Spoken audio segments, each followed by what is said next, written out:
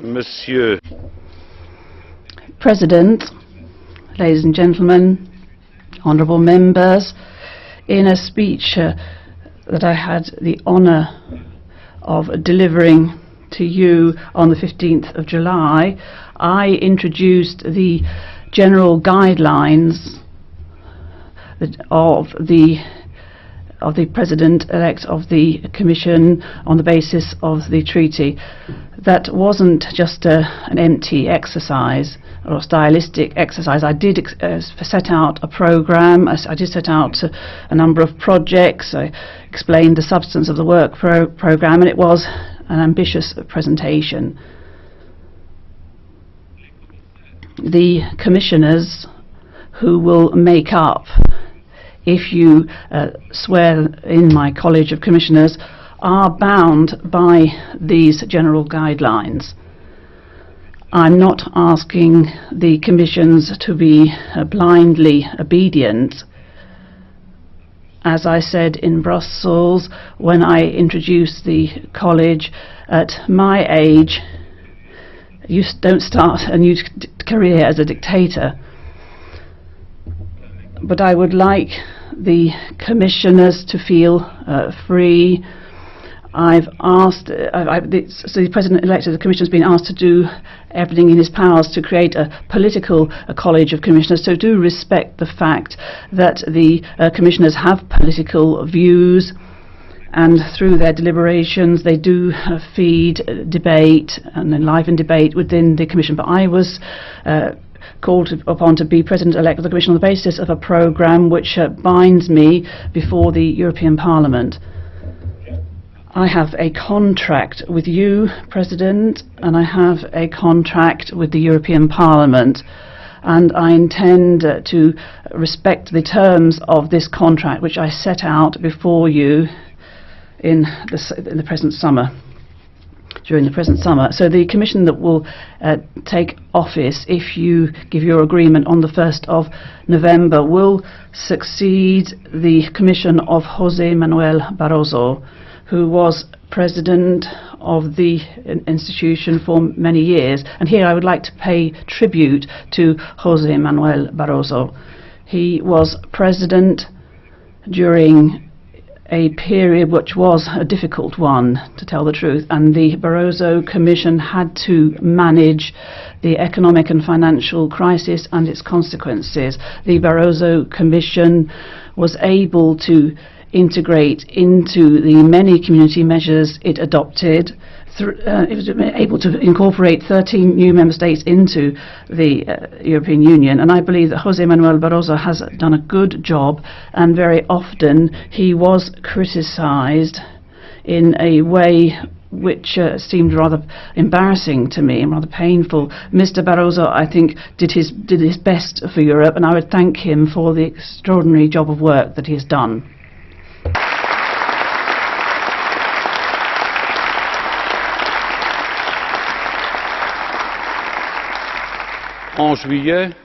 In July, I promised that I would put together a political commission, and I had said that the next commission would be political in nature, very political in nature.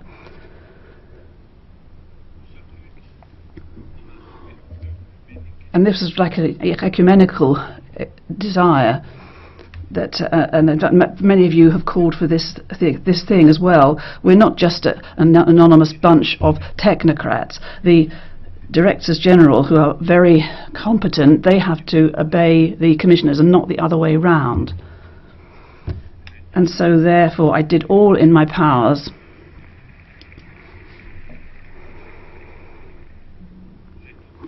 I did all I could to, how shall I put it, ensure that I got some heavyweights, some political heavyweights appointed to the Commission by the governments and by and then appointed by the President-elect. So the men and women who make up my college have carried out important tasks and have filled important offices in their home countries. They have exercised a great deal of responsibility.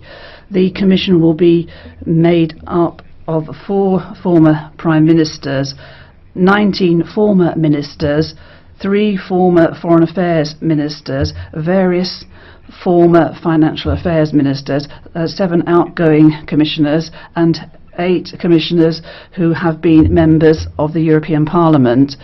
And their political background reflects the fact that the Commission has to be a very political body. And I had promised a more political Commission, and I think the composition of this college does demonstrate sufficiently that it will be more political than the preceding one. And I'd promised in July a more effective Commission. And there again, this was a general desire expressed by most of those who make up this assembly. I chose to reorganize the structure of the Commission. I chose to appoint, and that was something unprecedented, a first Vice President, and in the person of Frans Timmermans, and I'd like to extend a particularly warm welcome to him this morning.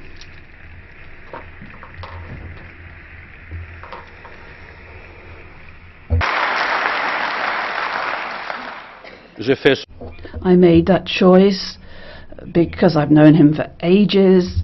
I made that choice also in order to provide in the Commission the political balance that the appointment of the various commissions only insufficiently provides. And I read in most of the European press that Frans Timmermans will be my right-hand man.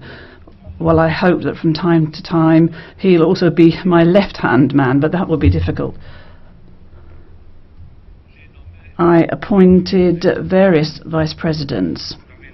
I had the intention of appointing as vice president, obviously as the treaties lays down, the High Representative for Foreign Affairs, and I had the intention originally of appointing the Commissioner for the Budgetary Affairs as a Vice President, because the establishment and implementation of the budget are horizontal tasks by their very nature, and I had the idea of asking the former Prime Ministers to also act as coordinators within the college, and the Prime Ministers are used to this difficult task of balancing and coordinating the work of others. Sometimes they succeed and sometimes they don't, but Prime Ministers know what's involved when it's a question of coordinating. So I asked those who were Prime Ministers to be Vice Presidents of the Commission. I decided to ask Frans Timmermans to look into the implementation of the principle of subsidiarity. I asked him to look into data regulation, as we say in English, or better regulation, as we say in French. This is an important matter. We had said and we had promised to the voters and European citizens that we would make Europe into an efficient machine, a factory, a body that would deal effectively with big problems, and that the Commission would turn away from the small issues, petty matters and small matters that can be better dealt with within the member states or even at the local authority level. So Mr. Timmermans will keep a close eye on the principle of better regulation. That will be a difficult task, and this will concern all commissioners, because all commissioners have to be involved in this effort to put the European Union back on its feet and to ensure that it conducts itself in a more effective and political fashion. I decided to ask Frans Timmermans also to look into sustainable development. That's an important ambition. This is a project which takes us a long way into the future, and this is a daily concern that we have to look after. I couldn't follow the proposals of the Environment Committee because it wanted the the Sustainable Development portfolio to be given to the Vice President responsible for growth and investment. I chose to mandate Frans Timmermans with this issue, this important issue of sustainable development and our collective action in this context, because already the Charter of Fundamental Rights and a lot of the work of Mr. Timmermans will also involve looking after the Charter of Fundamental Rights. And the Charter of Fundamental Rights also already talks about respect for sustainable development, as does Article 3 of the treaty, which lays it down as one of our guiding principles. And the vice presidents that I've chosen will be responsible for the Commission's priorities, the priorities that I set out in July this year. There will be a Vice President who will be responsible for the Energy Union with all of its facets, including renewables and alternative energies. There will be a Vice President responsible for growth and investment. There will be a Vice President responsible for the European digital market and the Vice President responsible for the Euro and for social dialogue. These are not little bosses.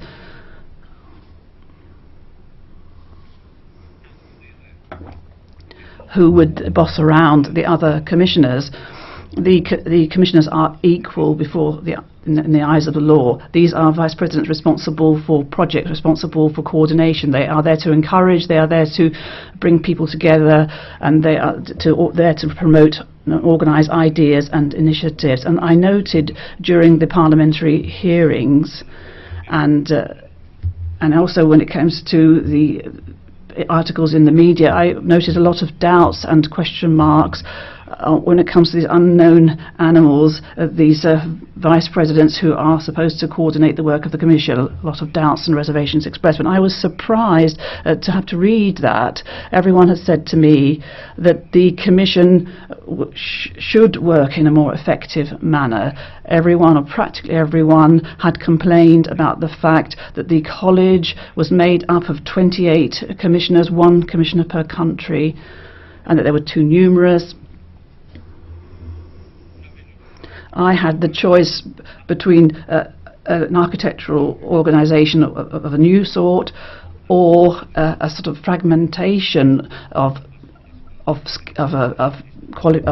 competencies and portfolios, so that I could find a job for every 28 commissioners. The answer is simple. You want 28 commissioners, each working on their own, in their own little corner, all sort of working behind closed doors, all dealing with their small little portfolio. Their ideas would have seen the light of day after the sort of fragmentation and slicing up of the commissioners' powers, and then you would have had commissioners who would have had little to do, or others with too much to do. But instead of that, I would have commissioners working under the friendly aegis of vice presidents who will coordinate their work. If you wanted to stick to the past architecture, you should have told me. But if you want a more effective commission, if you want a commission that takes care of the major ambitions of Europe and structures the work of the Commission, then there is no other choice but to mandate a number of vice presidents with the implementation and pursuit of the main priorities of the Commission. And I'll give you two examples. There is a vice president for the Euro and for social dialogue, and then there's a commissioner for economic and financial affairs and taxation, and there's another commissioner with social affairs, and then there's the European semester. It's obvious that someone, in fact the vice president in charge, has to coordinate the initiatives of the Commissioner for Social Affairs, the initiatives and the initiatives of the Commissioner for Economic and Financial Affairs. The European semester is not just an economic and financial semester. The European semester and the country-by-country recommendations to be published by the Commission have necessarily to take into account social dimensions of the economic and social union, of the building of the economic social union.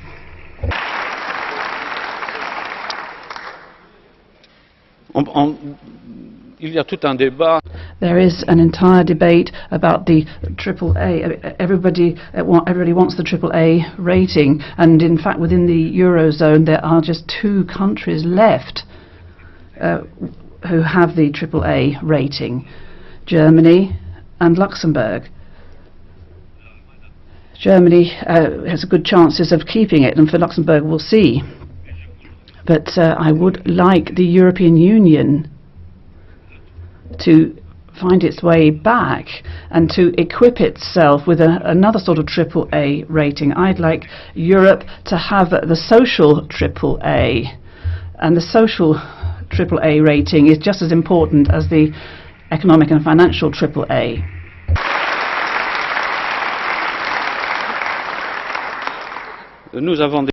We have appointed a Vice President for Growth and Investment. He will coordinate the action of all commissioners who will make a contribution to the policy of growth and investment. The Commissioner for Transport, the Commissioner for the Digital Economy, and once again the Commissioner for Economic and Financial Affairs and Taxation, the Commissioner responsible for Social Affairs and Employment, the Commissioner responsible for setting in place the single market, the single capital market, the Commissioner responsible for internal market, and so on. If you want to put to the European people, and first of all to the European Parliament, an ambitious investment package, someone has to organise that, and as there are various competencies and powers that have to be merged, and as there are various commissioners that have to pool together their ideas and bring into the middle their different ideas, it's obvious that a vice president has to coordinate this work. And I'd like to put an end to these silos, these ghettos, this mode of governance according to which all commissioners work on their own, in their corner, behind closed doors. I want people to move away from this rather provincial approach to different portfolios, which you would have detected in the past perhaps. And I would like to draw attention to a dimension that practically no journalist, no commentators noted, and that is the big loser of this new structure. That's me.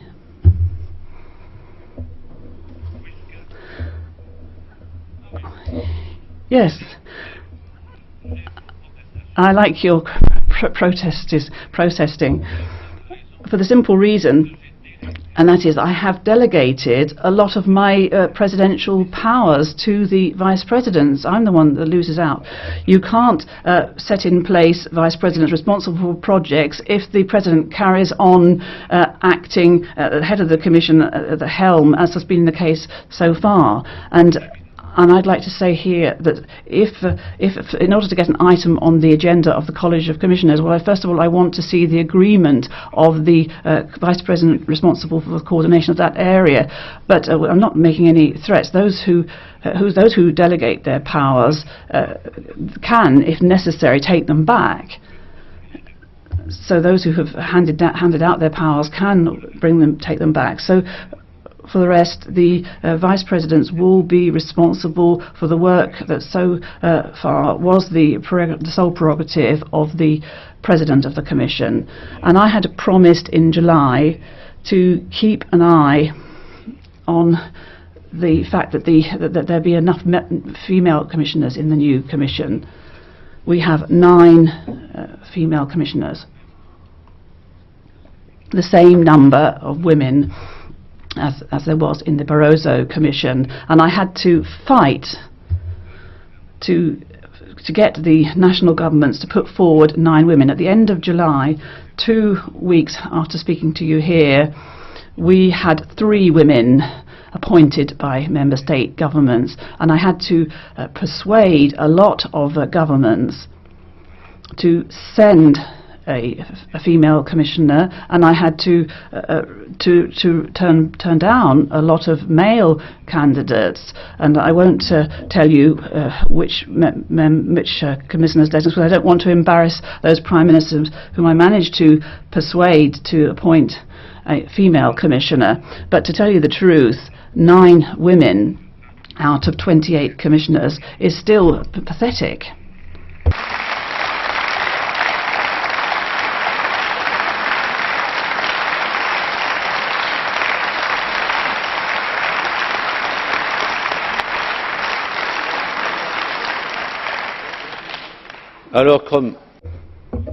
So, as we're all part, by way of principle, as we're all part of national political parties, and as by way of principle we all know our own prime ministers, do start tomorrow morning in raising awareness in your national governments on this matter. And I'm a bit embarrassed to have to say this to you, because Luxembourg didn't actually appoint a woman.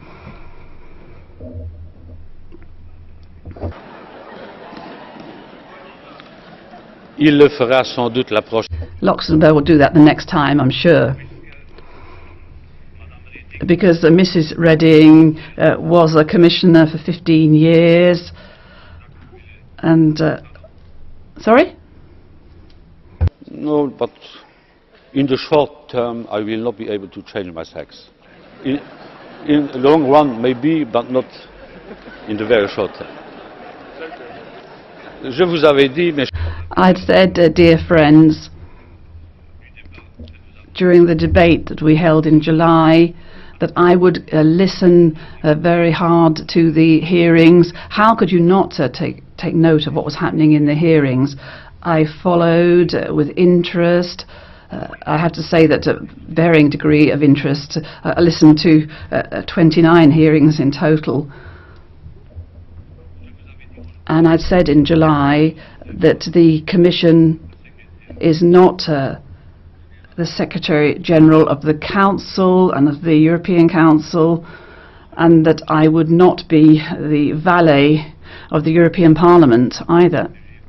But I did listen to what you said, and I thought it was a good idea to draw some conclusions from the hearings that have taken place just now.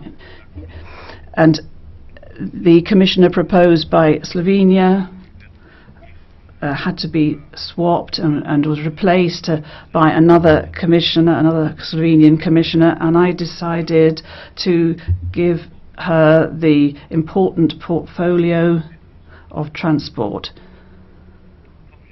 As I didn't want to call into question the basic architecture of the Commission, I chose to appoint Mr. Šefčovič as Vice President in charge of the Energy Union, because over past years he was already Vice President in the Commission, and so he does have an idea of what this coordination task involves. And I've already told you that I proposed to my friend Frans Timmermans that he enrich his portfolio and he'll be responsible for all policies linked to sustainable development. And I listened very carefully to all those who complained about the fact that I'd taken away medicines and pharmaceutical products and moved them from the portfolio of the Health Commissioner to the portfolio of the Commissioner responsible for the internal market. And I hadn't in mind, and those who know me will be aware of this, I didn't have in mind that medicines and pharmaceutical products and that medical activity, I hadn't regarded these products as merchandise. Medicines are not ordinary commodities or products, so I am aware of this request that I tidy up and have another look at this allocation of responsibilities, and that was a wish expressed in the parliamentary hearings, and this was a wish that was also reflected by those representing the medical professions, and so I've decided to give those powers back to the Health Commissioner.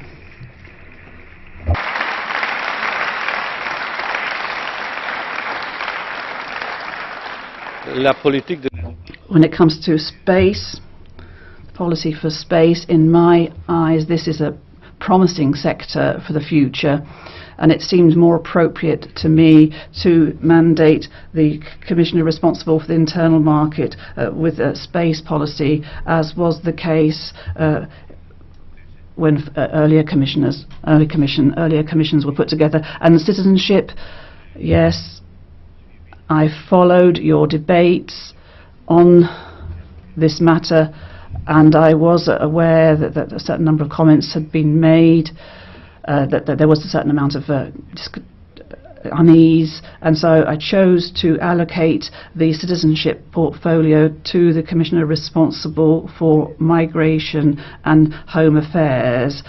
This is a responsibility that will be shared, obviously, with the Commissioner for Justice, and I've added to the dossiers of Mr. Navracsics sport. So those are the conclusions that I drew from the hearings that you held in the European Parliament. Sorry?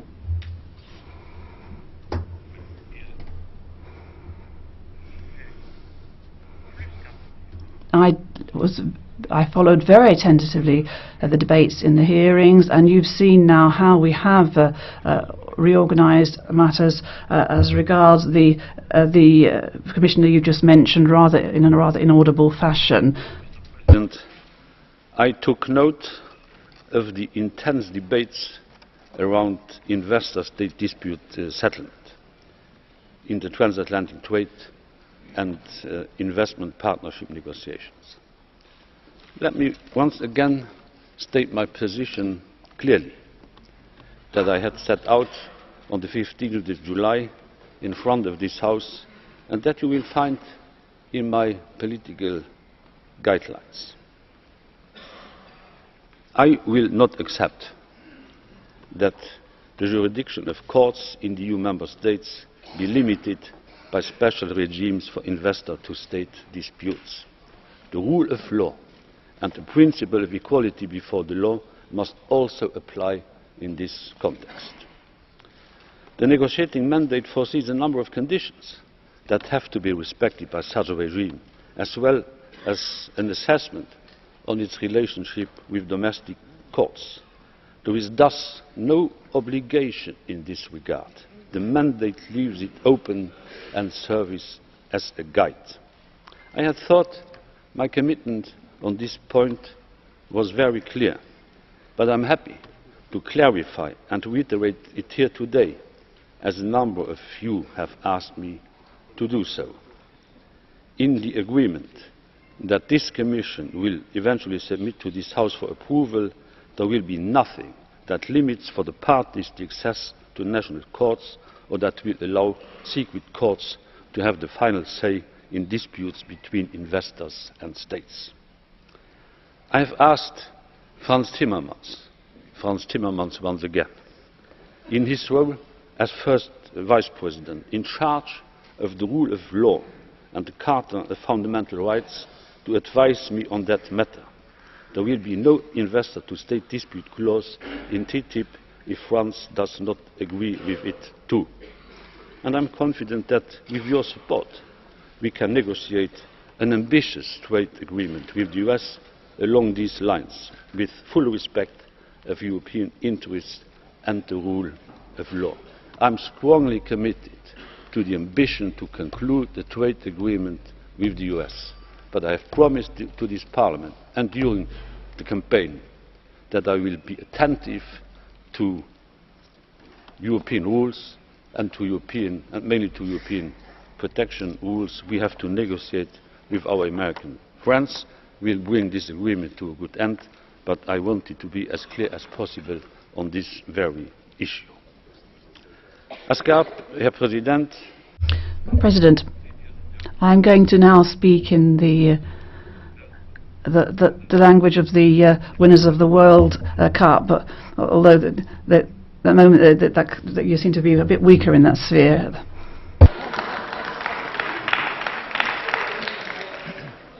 Der Herr Präsident.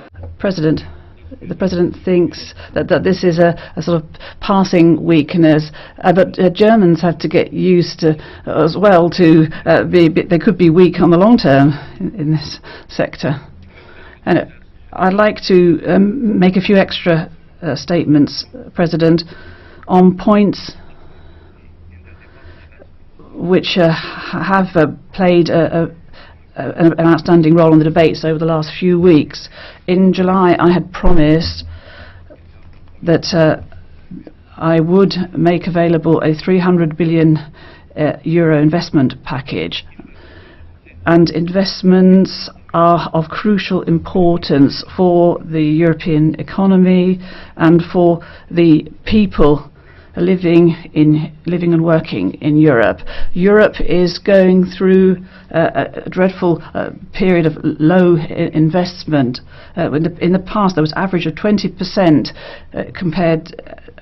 There's been a 20% drop in investment since 2007 in most countries. 36% drop in investment in Portugal, and higher drop in Greece. If there's no investment in economies can't grow, and economies that don't grow can't provide employment. And so this investment programme is something that's very close to my heart, and I would like to say with great clarity here that the attempts that have been made in the meantime to actually distract me from this project will not work. I am sticking to this project, this investment project.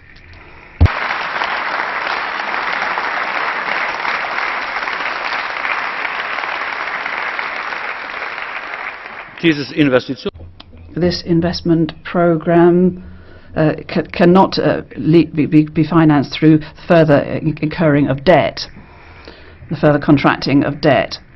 We have to be careful that we use public money in an intelligent and smart way, and we also we combine public monies and private monies in order to promote the economy. Economists know that and the private entrepreneurs need that they have a role. It's not just states that are responsible for dealing with unemployment. The economy, the entrepreneurs have their own responsibility, and I'm appealing to the leaders of the European economy to do their bit to ensure that the situation on the European labour market improves, and so that we get back to the investment flows that we had in the past and the investment flows that we need urgently in order to get the economies going again. I will not, as originally planned, be making available the investment programme within the first 3 months of the work of this new Commission. We're putting forward this investment programme during the first 3 months. The responsible Vice President, Mr. Kaitan, and I will present the programme, however, before Christmas. There is a need for haste, there's a need for urgency, and we have to meet these needs as soon as possible. So this investment programme it's not just going to be a cyclical programme of the sort that we had in the 70s, that the heads of state put forward in the 70s. Business cycle programmes are just a flash in the pan. What we need are targeted investments which lead on the mid-term to more growth. We need investment which will strengthen the clout of the European economy, not just putting money into people's hands so that we create the impression that something is being done.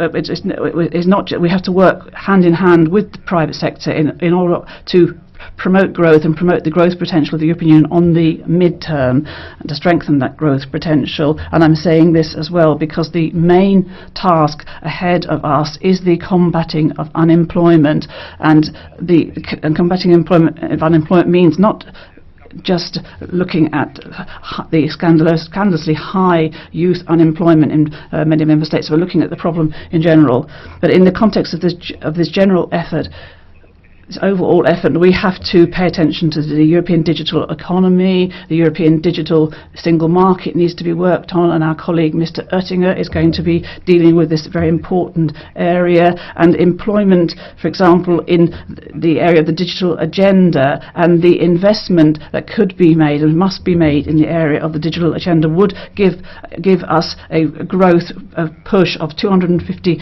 billion over the next few years, and we will try to ensure that this happens. A lot has been said about the Stability and Growth Pact. There's been lots of criticism, lots of discussion, but we haven't reflected much on that in particular over the last few months. And here as well, I would like to speak clear language. I will abide by, and the Commission as a whole will abide by, what the European Council, in the context of its powers, decided on the 27th of June on the issue of the Stability Pact. The rules will not be changed.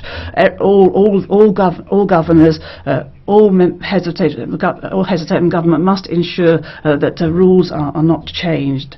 That the rules will not be changed. Have I done something wrong there? Das Regelwerk wird nicht. We will not touch the rules for the Stability and Growth Pact, but the rules will be implemented with that degree of flexibility, which means that the very clear and relevant texts of the treaty and other legal texts which allow within what's allowed by the treaty texts. So we're going to be rather undramatic in our approach. We're going to do what the European Council has called upon us to do. We'll do what I said when I spoke in July before this House. We have to have budgetary discipline, we have to have flexibility, and we have to have structural reforms as well. Without structural reforms, which on the long term will get the European economy going again and improve the labour market, there can be no flexibility. Aber ich möchte auch But I would also like to say to those who think that excessive austerity, too many savings lead automatically that we will revive growth and that will create more jobs through just simple austerity. Well, I'd like to say to those people, they should drop those ideas. They should depart from those ideas. When it comes to deficit and dealing with deficits and debt doesn't automatically lead to growth. If dealing with deficits and debts would lead to growth, okay, if deficits and debts led to growth, then we'd have masses of growth, much more than we have at the moment. To imagine that budget consolidation on its own is going to create growth without having necessary degree of flexibility and without having investment and structural reform as well, that is equally wrong. We need both. We need budgetary discipline, we need growth-oriented policies, we need investment, so that we can, with the necessary speed, move into the future. And finally, ladies and gentlemen, I'd like to point out that there have been many questions about what I said in July about enlargement. That's given rise to a lot of questions, and I've appointed a Commissioner for Neighbourhood Policy and Enlargement, and some of your committees have proposed that we give a new name to this portfolio and call him the Commissioner for Neighbourhood and Enlargement. And after a careful debate, first of all with myself and then with a few of my friends, I decided to name the portfolio Commissioner for Enlargement Negotiations. I don't want to delude people. I don't want to create the impression to those who are candidate countries that they could become members of the European Union over the next 5 years. There won't be any new member states during the mandate of this Commission. It's not feasible. So let's not dream up stories. Let's not delude people or delude those who are awaiting accession that this could be achieved in the next 5 years. But obviously enlargement negotiations will continue with the same energy, with the same zip, with the same commitment that has been seen so far. And I would like to send out a message to and a greetings to the candidate countries, saying yes, enlargement negotiations will be speeded up if necessary, but it's not realistic to think that they could be successfully concluded between now and 2019. And then there's another thing that bothers me and that bothers you, and which is scandalous, and that is unpaid bills, the arrears of the European Union.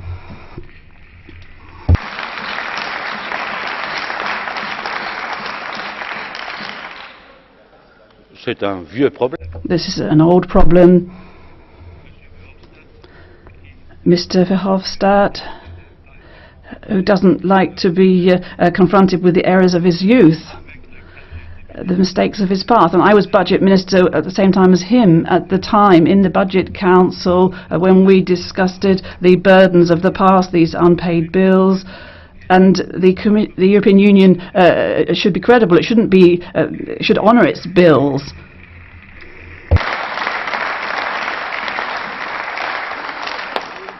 Voilà, Monsieur. So, President, ladies and gentlemen, honourable members, these are a few comments I wanted to make, the light I wanted to shed on this debate and my answer to your many questions. We will be working against an international backdrop which shows us every day that we're living in an ever more dangerous world.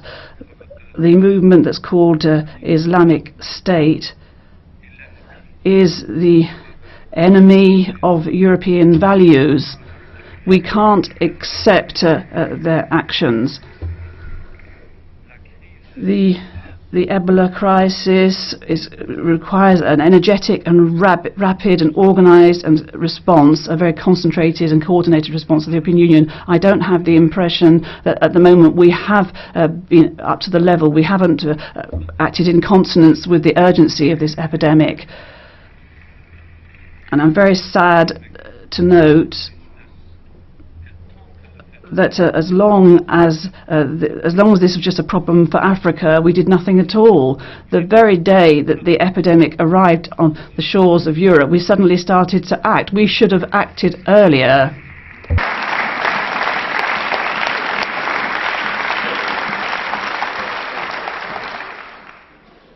Les problèmes.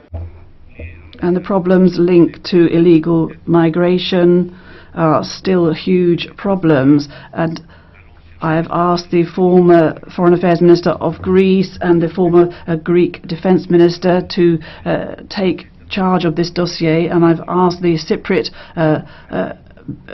Commissioner, who's responsible for humanitarian aid, to go as quickly as possible to Africa in order to show that Europe is on the spot, that the Commission is there, and problems related to illegal migration and problems linked to legal migration will be dealt with as top priorities of the Commission that I hope will enter office and start working on the 1st of November. And I would like, and I'm repeating what I already said in July, I would like us to rediscover the virtues of the community method of adopting legislation. I'd like this Commission and this Parliament to become the champions and the architects of a rediscovery of the community method. The intergovernmental method this is necessary when it's very urgent and in a hot spot. It has its virtues, but I believe in this virtuous triangle of cooperation between Commission, Council and Parliament. And I would like us to rediscover the community method. And I've also told you that we feel bound by a contract which will last for a period of 5 years, bound by a contract with you, the Parliament. The body that we'll turn to as a Commission will be the Parliament. You'll be our first reference point. Parliament has become the natural place for keeping an eye on what's happened. And obviously the European elections of the 27th of May gave us certain lessons to learn, and we have to learn those lessons. And I understand also that among you there are those who were not in favour of seeing political parties putting down heads of political parties being heads of electoral list. And I can say today, and I say to those who didn't like that process, that you won't see it again. In 2019, the election campaign will be... In 2019, the European election campaign will be a genuine pan-European election campaign, and everyone will know before they go to the ballot boxes.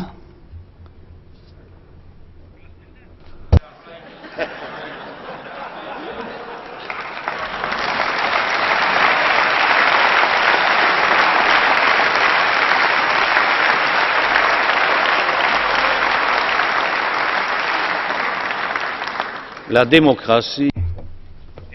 Democracy is European as well.